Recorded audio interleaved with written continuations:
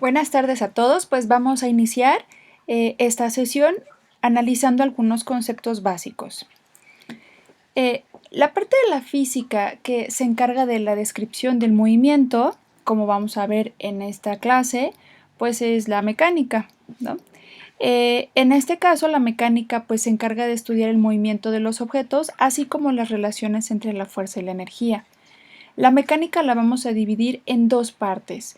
Una de ellas es la cinemática, que se encarga de ver cómo se mueven los objetos, y la otra es dinámica, que es la que se encarga de ver las causas que originan el movimiento de los objetos. En la parte de la cinemática vamos a analizar variables como rapidez, desplazamiento, velocidad, aceleración, tiempo. Y cuando hablamos de dinámica vamos a hablar de lo que son las fuerzas y la energía. En el caso de la cinemática de una dimensión, vamos a tener dos tipos de movimiento. Aquellos objetos que se mueven sin girar, los cuales vamos a considerar que se realiza un movimiento de traslación, y aquellos que se mueven girando. De esos objetos nos referimos que tienen un movimiento rotacional. El objetivo en esta primera etapa es estudiar aquellos objetos que se mueven sin girar, es decir, solamente vamos a estudiar la pura traslación. Y lo que vamos a hacer es analizar el movimiento a lo largo de una línea recta. A eso le llamamos un movimiento en una dimensión o movimiento unidimensional. Aquí, en este caso, vamos a hablar del concepto de partícula. Una partícula en realidad no es algo físico, es solamente un concepto y se refiere a un modelo matemático en el cual nos vamos a referir a un objeto que no tiene tamaño y no tiene ninguna extensión espacial. Este tipo de partícula, al carecer de dimensiones, pues lo que podemos considerar es de que solamente va a tener un movimiento traslacional. Esto nos interesa cuando en general lo que queremos analizar es el movimiento del objeto, pero las dimensiones o la forma del objeto como tal no nos interesan.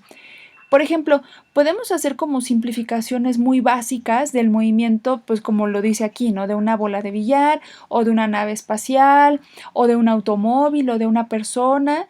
En realidad lo que nos interesa es ver cuál es su movimiento y pues poco nos interesaría cuál es la forma física del objeto. A eso nos referimos cuando trabajamos con partícula. Ahora bien, para empezar a analizar el movimiento necesitamos referirnos a los marcos de referencia. Un marco de referencia no es otra cosa que un sistema de coordenadas. Y cuando hablamos de esto, nos estamos refiriendo al famoso sistema de ejes X y Y. Entonces, en adelante, cuando hablemos de sistema de coordenadas, me estoy refiriendo a un sistema X y Y en el cual vamos a identificar el origen. Por ejemplo, en este caso podemos tener un observador que está, por ejemplo, en el interior, ¿no? de este tren. Entonces, para un observador que esté al interior, por ejemplo, si viéramos a esta persona, pues esta persona no se está moviendo. Entonces, en este caso, pues la velocidad de esta persona sería cero. Sin embargo, si yo ubico un marco de referencia, es decir, un sistema de coordenadas por fuera del tren, pues esta persona lo que vería es que el pasajero del tren se está moviendo a una determinada velocidad junto con el tren. Por ejemplo, aquí lo estamos viendo que se puede mover, por ejemplo, a 80 kilómetros por hora. Entonces, en adelante siempre es muy importante identificar este sistema de coordenadas. En este caso vamos a utilizar solamente el puro sistema de coordenadas que sea unidimensional, es decir, que solamente tenga al eje de las X. Cuando pasemos más adelante al movimiento en dos dimensiones, ahí consideraremos ambos ejes. Ahora, si ustedes observan, la distancia, por ejemplo, de un objeto depende del marco de referencia. Por ejemplo, aquí estoy poniendo el sistema de referencia según en este mapa, lo estoy poniendo aquí, ¿no? Y una persona que esté midiendo aquí, por ejemplo, esta persona que está aquí parada, ¿no? Que esté exactamente ubicada en esta posición, Por ejemplo, si quisiera ver en dónde está esta casa, pues pudiera ver que está a 10 kilómetros del origen de coordenadas. Sin embargo, si este sistema de coordenadas lo movemos hacia otra posición, entonces en ese caso la distancia de la casa pues dependerá de dónde se coloque ahora el nuevo sistema de coordenadas o marco de referencia.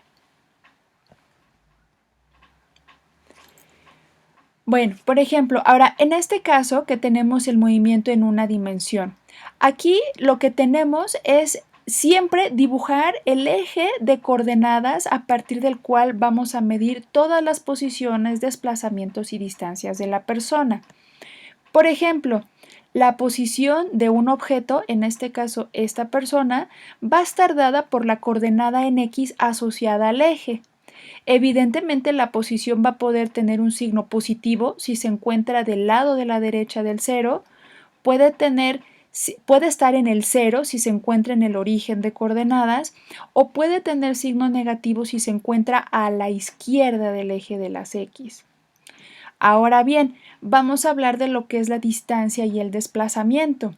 La distancia es un número y en este caso se refiere a la longitud total recorrida por la partícula. Por ejemplo, en este caso, si esta persona camina de aquí hasta la distancia 70 hacia el este y luego se regresa hasta la marca 40, pues entonces lo que veremos es que habrá hecho un recorrido total de 70 metros más los otros 30 que tenía aquí y en este caso habría recorrido en total 100 metros.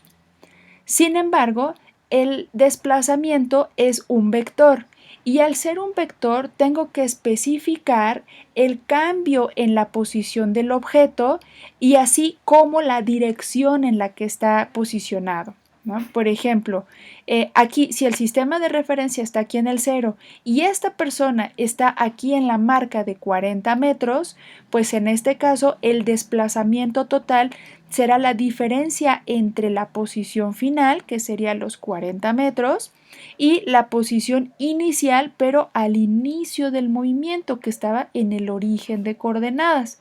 Entonces, en este caso, pues el desplazamiento total sería 40 metros, mientras que la distancia total recorrida sería de 100 metros.